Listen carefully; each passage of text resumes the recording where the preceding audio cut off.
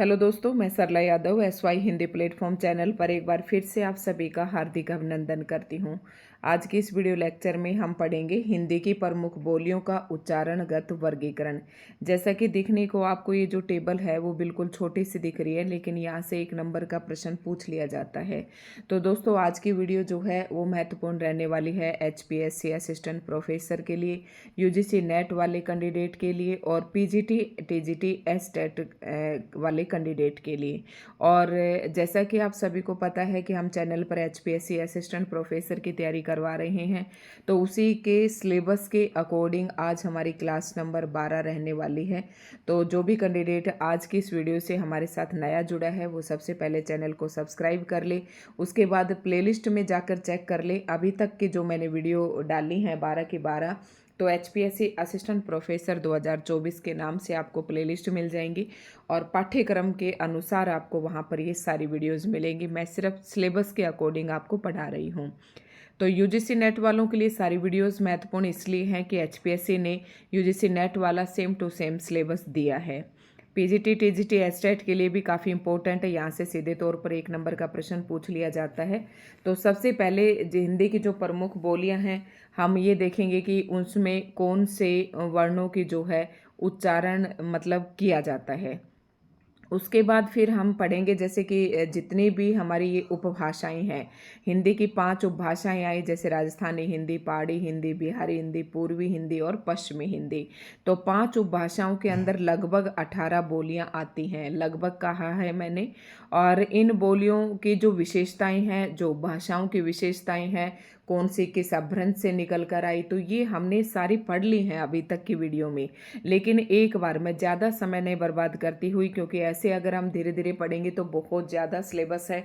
और मोटे तौर पर हम देख लेंगे जैसे कि राजस्थानी हिंदी है, इस उपभाषा की कौन कौन सी विशेष बातें हैं, इनको हम थोड़ा सा जल्दी जल्दी कर लेंगे, ठीक है। क्योंकि अभी तक की वीडियो में ये सारा हम पढ़ के आ चुके हैं। एक बार आपका रिवीजन भी हो जाएगा और काफ़ी इंपॉर्टेंट ये क्लास रहने वाली है।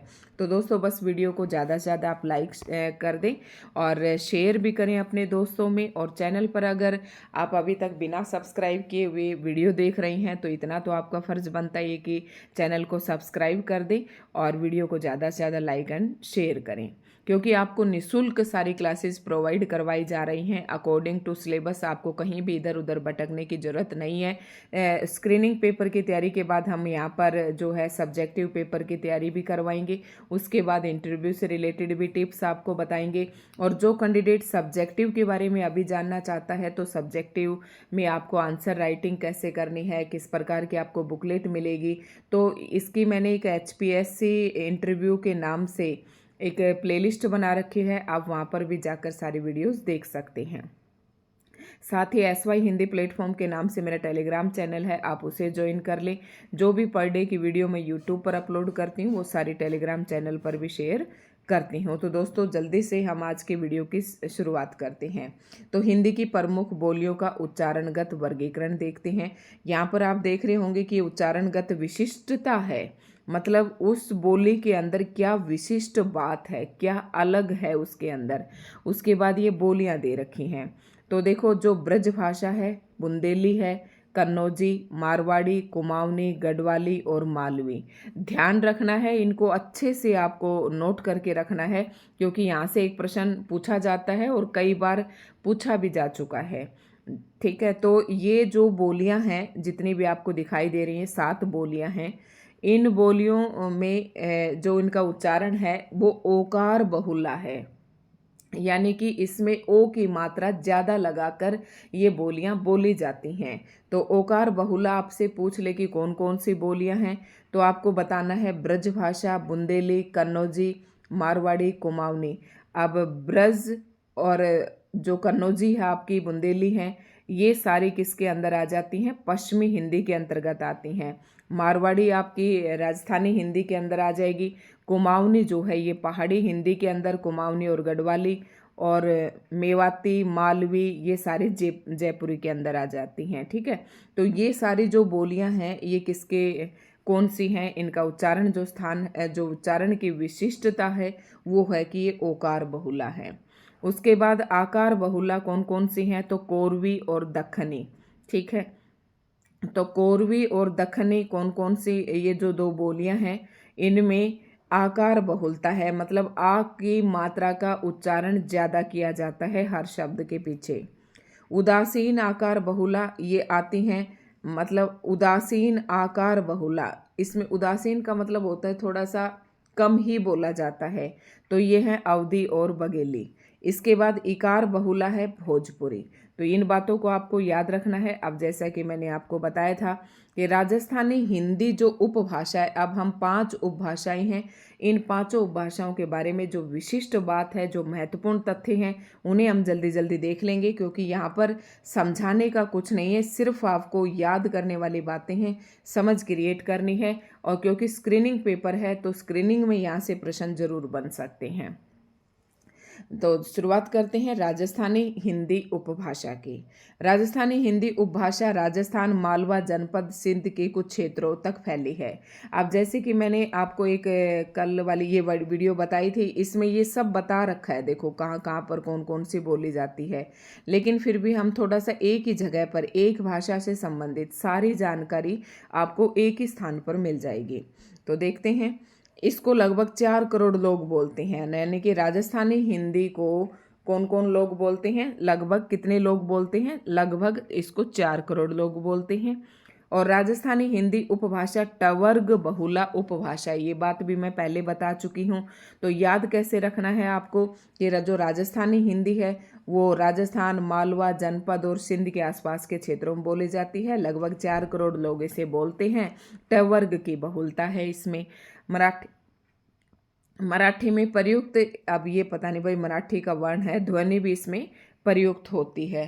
ठीक है, तो ये आपको याद रखना है। उसके बाद इसमें पुल्लिंग एक वचन शब्द प्राय ओकारांत होते हैं यथा, मतलब जो पुल्लिंग है और जो एक वचन शब्द हैं वो प्राय ओकारांत होते हैं, यानी कि उन शब्दों का अंत जो है ओ की मात्रा से होता है।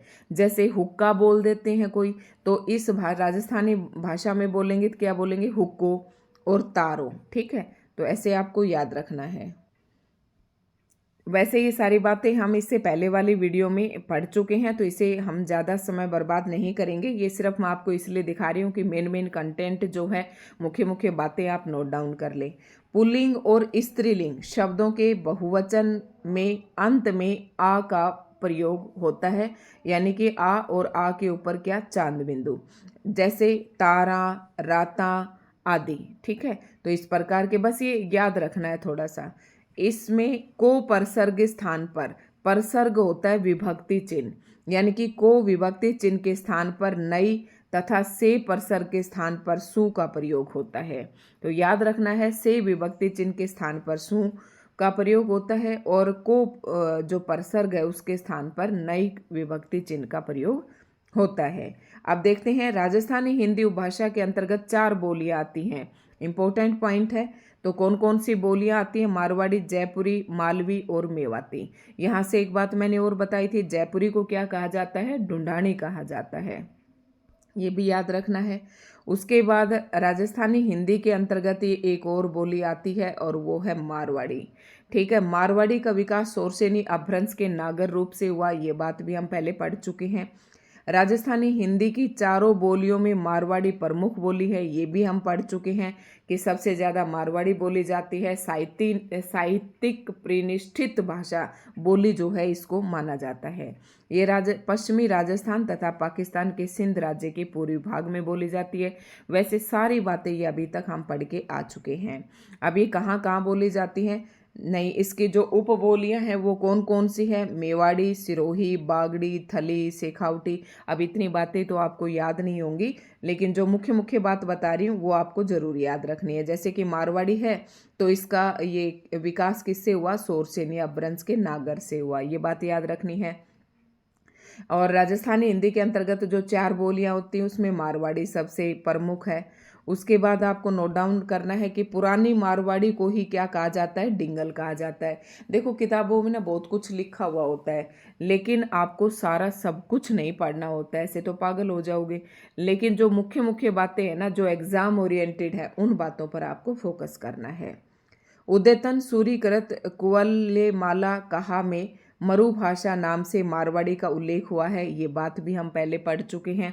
तो यहाँ पर एक बात और नोट करके रखनी है कि उद्यतन सूरी की कौन सी रचना है, कुवल्ले माला, ये भी काफ़ी बार प्रश्न में पूछी जाती है।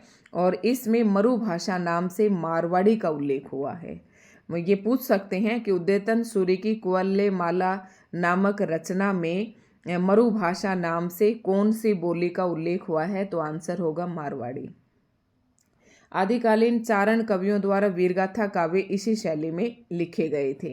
ठीक है, उसके बाद वह मारवाड़ी बोली लोक साहित्य की दृष्टि से बहुत ही समृद्ध है। इसमें श्रृंगार, वीर, भक्ति तथा नीति परक साहित्य का भंडार है। ये बात भी जस्ट आपको अपनी नॉलेज के लिए पढ़ना है। मारवाड़ी में देशज तथा तद्भव शब्दों की बहुलता है, जैसे डीकरो, करसो किसान को कहते हैं, गंडक ये कुत्ता, माची खाट को, जीमणो भोजन करने वाला, है ना। तो ये बातें तो आपको भी पता है, जैसे सभी को ही लगभग पता है जो हरियाणा के हैं। और मारवाड़ी में देशज मतलब देशी भाषाओं के शब्द और तद्भव तत्सम से जो अपना रूप बदल कर आए हैं उन्हें तद्भव कहते हैं। वो शब्द जो तत्सम शब्द हैं यानी कि जो संस्कृत के शब्द हैं और वो अपना रूप बदल कर हिंदी में आए हैं उन्हें क्या कहते हैं, तद्भव कहते हैं। मीरा के पद कहीं ब्रज भाषा और कहीं मारवाड़ी में मिलते हैं। ये इंपॉर्टेंट पॉइंट है, इसे नोट डाउन कर लें कि मीरा के पद कौन कौन सी भाषा और बोली में मिलते हैं, तो ब्रज भाषा और मारवाड़ी में मिलते हैं। ठीक है, पहले मारवाड़ी की लिपि महाजनी थी किंतु ये देवनागरी में लिखी जा रही है। तो ये कुछ इंपॉर्टेंट पॉइंट थे। उसके बाद जयपुरी से संबंधित कुछ इंपॉर्टेंट पॉइंट है। तो जैसा कि आपको स्क्रीन पर नाम दिखाई दे रहा है ढूंढानी, तो जयपुरी को क्या कहते हैं, ढूंढानी भी कहते हैं। जयपुरी का विकास सोरसेनी अपभ्रंश के नागर रूप से हुआ।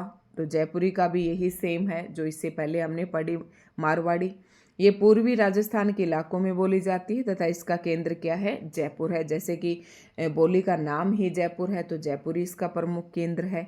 जयपुर का पुराना नाम ढूंढान है, इस कारण से जयपुरी को क्या कहते हैं, ढूंढानी भी कहा जाता है। और ये पेपर में ये बात पूछी भी जा चुकी है। ढूंढानी शब्द का अर्थ क्या होता है, ये अब असिस्टेंट प्रोफेसर में इस प्रकार के प्रश्न आपसे पूछे जा सकते हैं कि ढूंढानी शब्द किस शब्द से बना है, इसका अर्थ क्या होता है।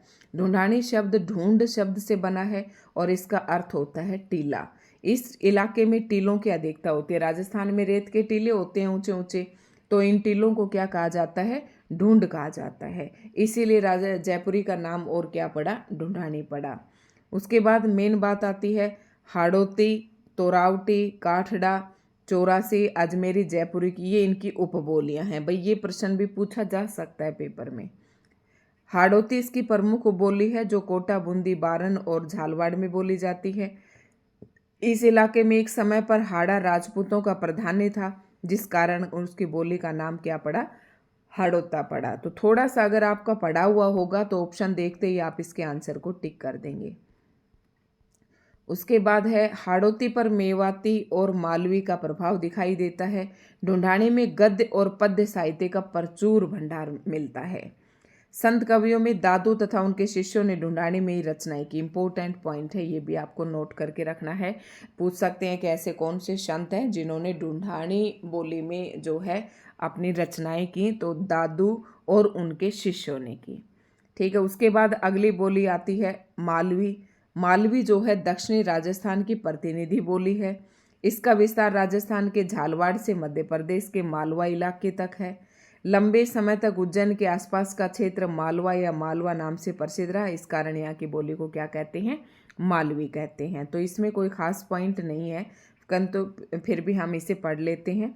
मालवी बोली का अधिकांश क्षेत्र मध्य प्रदेश में है, किंतु इसकी भाषागत विशेषताओं के कारण इसे क्या रखा है, राजस्थानी में रखा है। इस बात को नोट करके रखना है।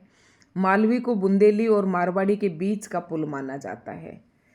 और ये उसकी कुछ उपबोलियां तो हर बोली की दे रखी हैं उपबोलियां, तो ये आपको याद रखनी है। और जैसा कि बताया मध्य प्रदेश में रतलाम जो है ये भी मध्य प्रदेश में पड़ता है।